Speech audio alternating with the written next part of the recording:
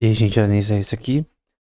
Hoje a gente vai fazer uma aula um pouco menor, que é sobre Carmides. Vai para alguns textos menores para depois a gente ir pros maiores, que é sobre o que temperança tem a ver com você controlar a si mesmo, né? Autocontrole. É uma palavra também usada bastante na Bíblia, né? Então, no resumo, tem no livro do John Cooper e do Hudson, né? Desse texto, vai ser dito, né? Carmides era tio de Platão por parte de mãe. Guarde isso, ele era tio dele.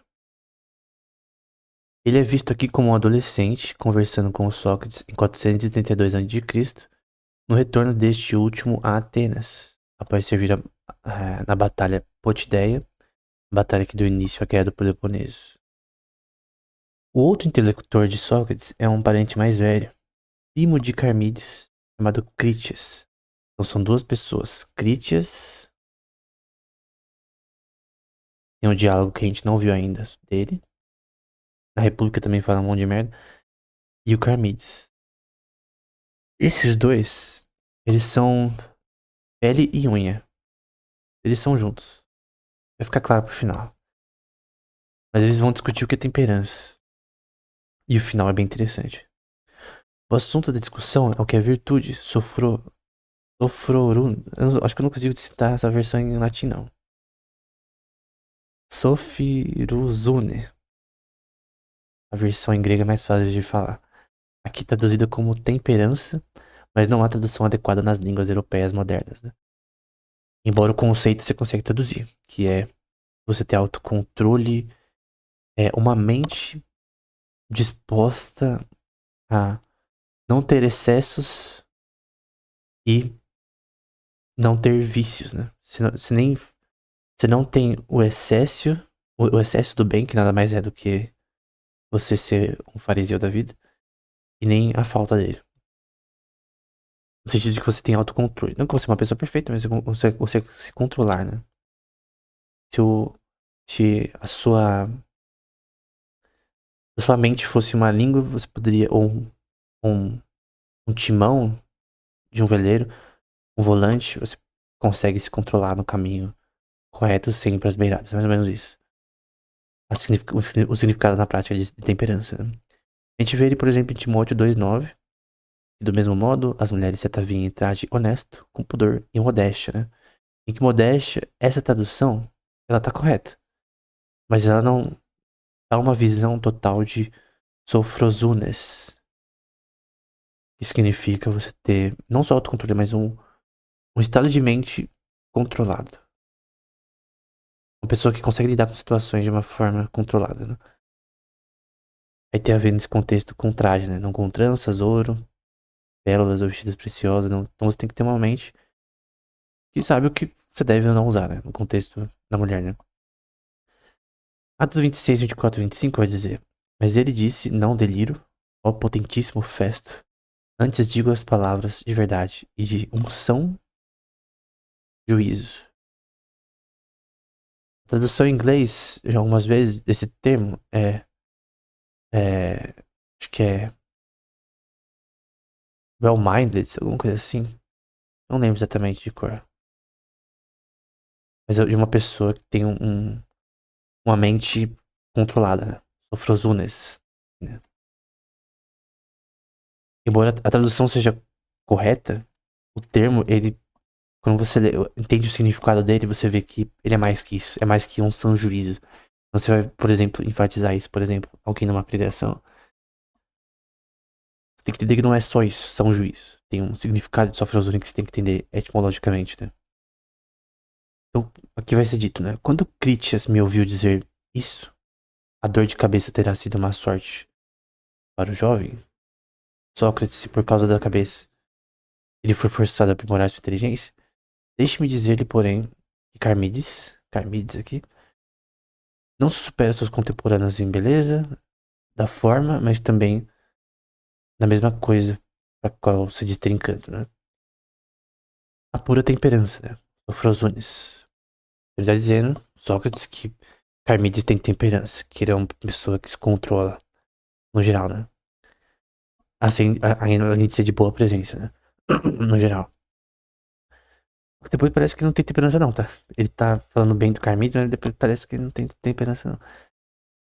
A família de teu pai e a de Critias e de Drópides foi elogiada por Anacreonte. Solon e muitos outros poetas por sua beleza superior, virtude e tudo mais chamado felicidade, né? O mesmo acontece do lado de sua mãe. Seu tio materno, Perilampes, tem a reputação de ser o homem mais fino. Ele tá falando sobre a família de Carmides, que ele é de uma família boa. Tem origem em Solon. Primeiro cara ali de nome em relação à democracia, embora era uma polity, né? Então, ele é uma pessoa de boa origem, de certa forma. E um dos grandes pontos em relação ao que seria temperança aqui, pra resumir, é que vai ser dito que não significa que ter uma vida quieta, né? Você não é a falta de problemas que você tem que lidar. Você se afastar de problemas que te fariam ter ira ou não saber lidar com as coisas. Mas é tendo esses problemas, tendo esses embates, tendo essas questões emocionais e tal, até hormonais, questões de dias que você tá ruim, enfim, que você consegue se controlar. E tem vezes que você tá, às vezes, instável em questões psicológicas, questões hormonais, várias questões, e mesmo assim você consegue se controlar. Não é sobre agir com ira, mas é controlar, né? Só que tem várias vezes que é difícil controlar, né?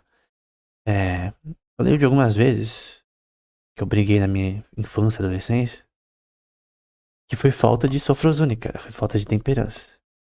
Todas as brigas que eu tive, normalmente com amigos, porque por causa das vezes esdrúxulas, né? Todas foram esdrúxulas, né? Era alguma coisa que falava, ou era uma falta que fazia que eu achava que não foi falta. Jogando futebol, né? Normalmente, eu brigar, não, eu poderia ter evitado e era só eu não ter orgulho, né? Então, uma coisa que tem, ao contrário da temperança é o orgulho, cara. Não que seja exatamente a palavra contrária, que é o contrário de orgulho direto, é humildade. Mas tem a ver, cara. Você não consegue ser uma pessoa temperante sem ser humilde. Eu posso lembrar de mim mesmo.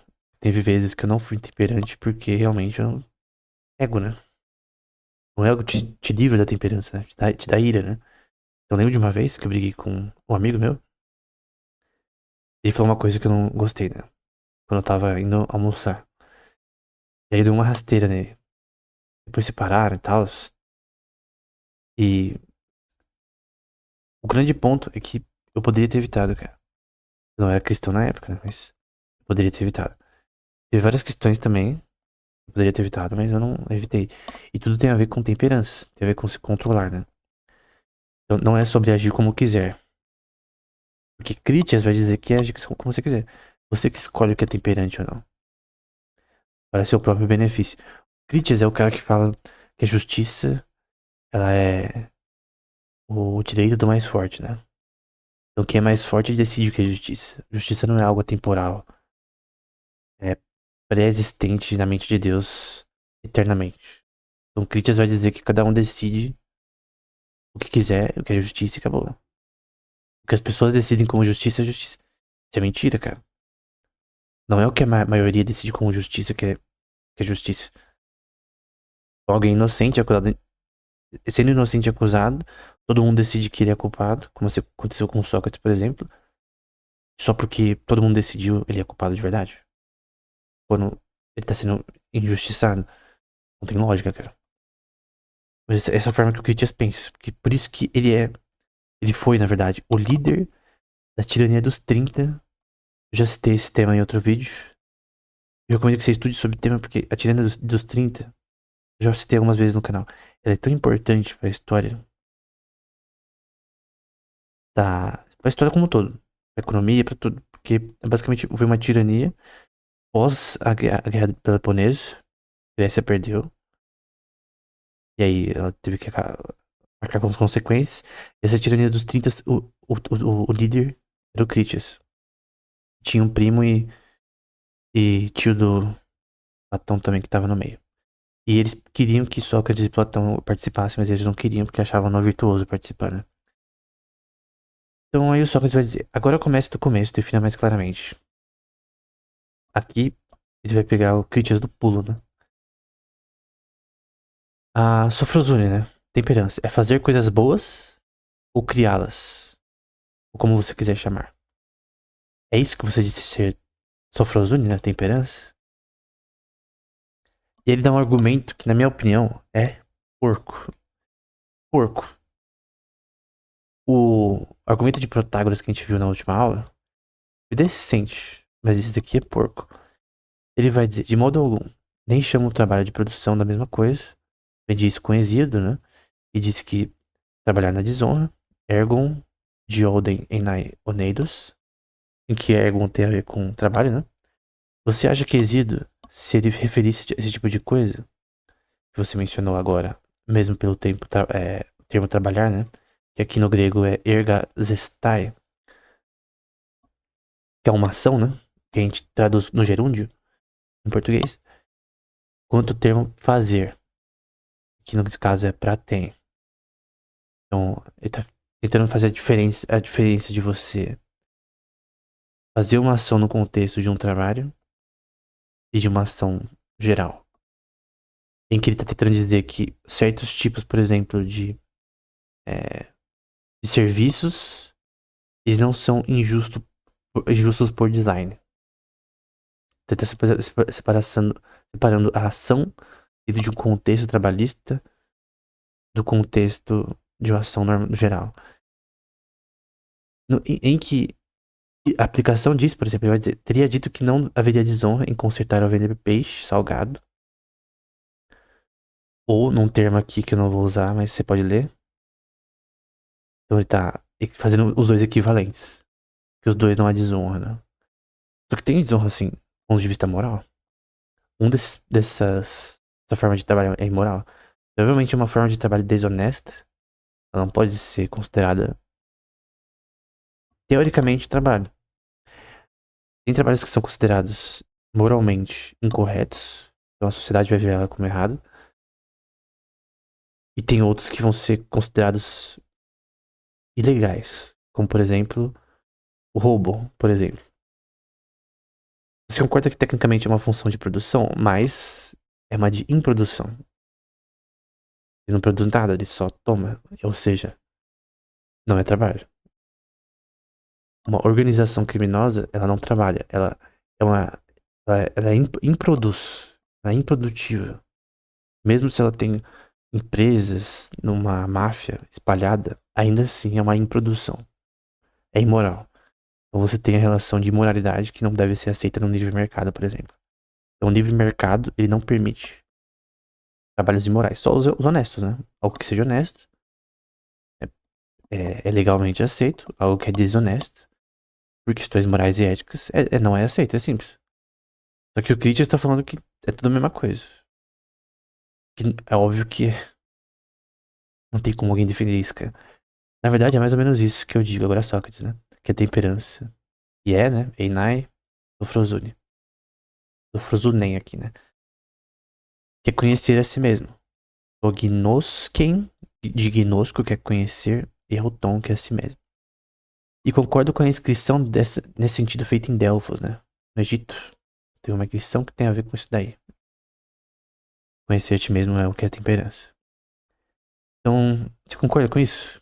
Que você pode resumir em conhecer a si mesmo? Eu creio que é parte de temperança, assim, porque você tem que, pra você entender como se controlar, você tem que entender o que te faz ficar descontrolado. O que te descontrola, no caso, né? Quais são coisas que te descontrolam em certos momentos. E isso varia de pessoa pra pessoa. É person relative. A gente vai usar um termo em inglês do Ronald Nash. E ele faz a distinção que já fiz em outros livros de saber uma coisa e entender. Mas por meio da temperança, a Sofrosune, se ela é meramente uma ciência da ciência, é epistemon episteme, ciência da ciência, como uma pessoa saberá que conhece o que é saudável ou que conhece a construção de casas. Usando uma analogia, né? Ele não vai fazer isso de jeito nenhum. Então, o homem que ignora isso não saberá o que sabe, agnon, mas apenas o que ele sabe. Nesse caso, oidem, porque oidem tem a ver com percepção.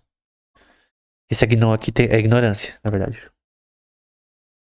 Então, a percepção de ignorância, que ele não sabe, e a percepção, o idem de, nesse contexto, do que ele percebe, que ele entende, que ele sabe, né? Então, tem a diferença de alguém saber algo e entender algo. Você pode entender a definição de autocontrole. Se controlar é outra história. Quem entende autocontrole mais é aquele que se controla, e não quem entende a parte teórica. Então, experienciar algo é diferente de você saber algo. E você entender algo é diferente de você apenas saber a existência de algo. Enfim, alguém pode ter lido Platão, entender outra coisa. Não que a gente entende as coisas exaustivamente, né? Quanto mais a gente lê sobre um tema, mais a gente adquire experiência, mais a gente entende, mas o ponto é que tem pessoas que só sabem e não entendem. A gente vai dizer, né? Aqui tem os termos legais. A temperança na sociedade, né? Ouçam então, eu disse, o Sócrates dizendo, o meu sonho, onar, para ver se ele vem através de chifre, queraton, parece com queratina, né? Ou através de marfim, elefantos. Aqui a importância desse termo. Elefantes, quando eu li, o termo associado a elefante, óbvio. Porém não, é associado a marfim. Eu já vou explicar no próximo slide. No próximo slide eu já explico isso. Mas é marfim nesse contexto.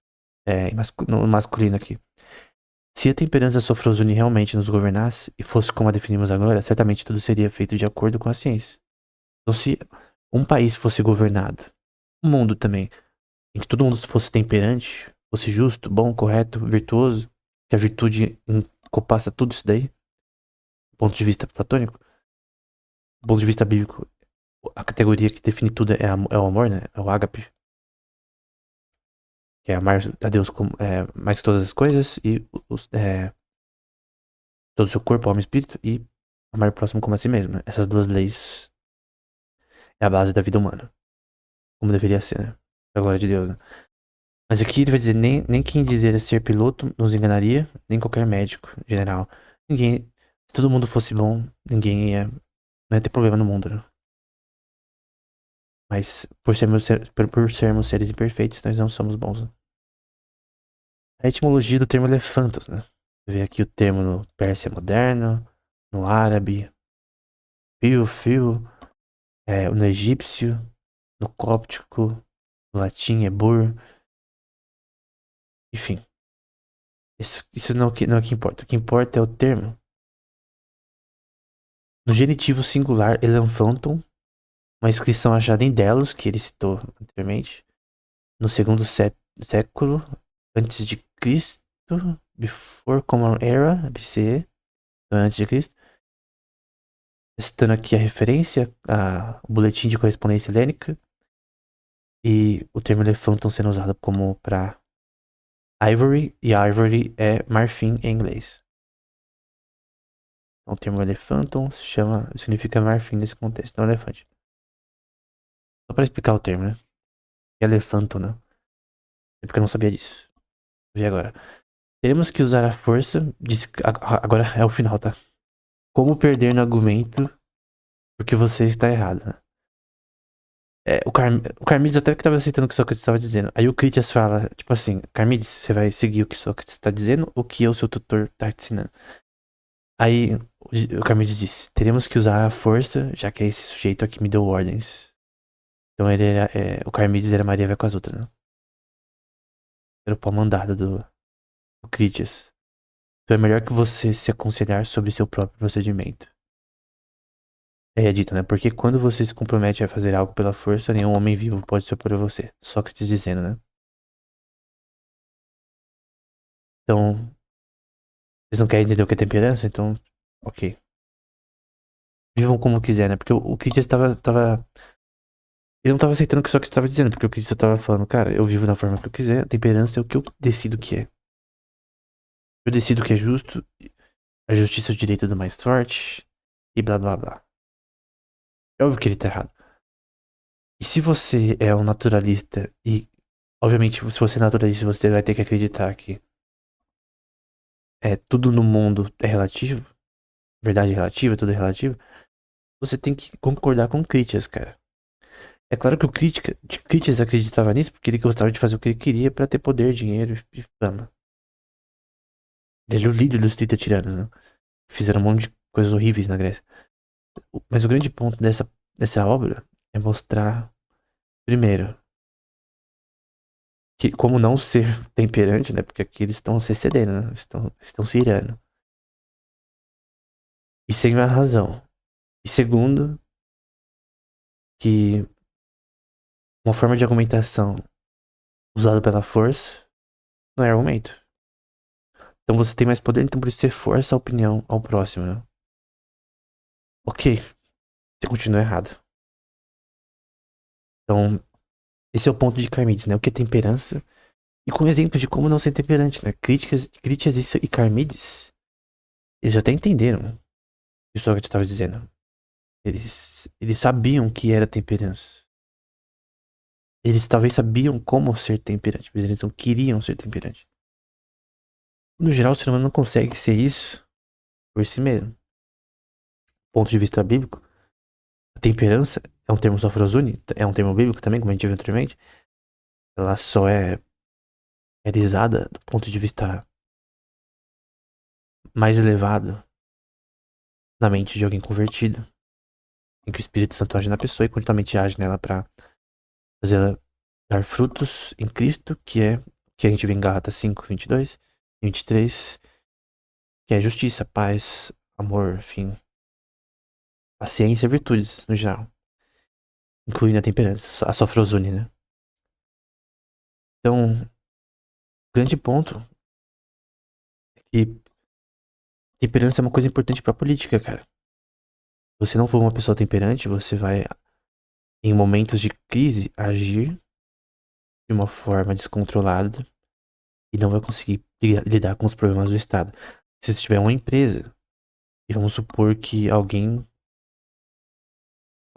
cria uma crise na empresa de uma forma e você não sabe lidar com ela. Você é uma pessoa que é dada a ira, ou que é dada a histeria, né? Quando algo ruim acontece. A temperança é algo bom, cara. É algo bom que faz você ter menos dor de cabeça, porque você tem uma pessoa mais em paz, mais calma em relação às coisas, né? É possível ser exaustivamente temperante? Não. Todas as qualidades do ser humano são imperfeitas no estado atual. Mas eu creio que a melhor forma de você ser temperante é você ter Deus em seu coração, né? No caso, é sua mente. Ter um coração do ponto de vista tanto grego quanto principalmente no hebraico, do ponto de vista do uso do termo nesse contexto que eu tô usando, é mente. Então você tem que ter uma mente centrada em Cristo e, obviamente, orando e servindo a Deus, você vai ler a Bíblia e tal, você vai aprendendo e você vai buscando a temperança, né? Não é ser temperante, mas buscando a temperança. Nunca exaustivamente, porque é impossível, mais ou menos tentando. Então, o ser humano ele luta contra o pecado, né? Mas ele não destrói totalmente em vida. Mas ele luta e vence constantemente, né? E é uma coisa que, obviamente, o filosofia em si, sem a teologia, não consegue dar, cara. Você pode ter entendido o que Carmides diz aqui, em temperança, mas você não vai ser temperante por si mesmo, por razão humana. Você precisa de Deus. Então, esse é sempre o meu ponto nessas aulas, né?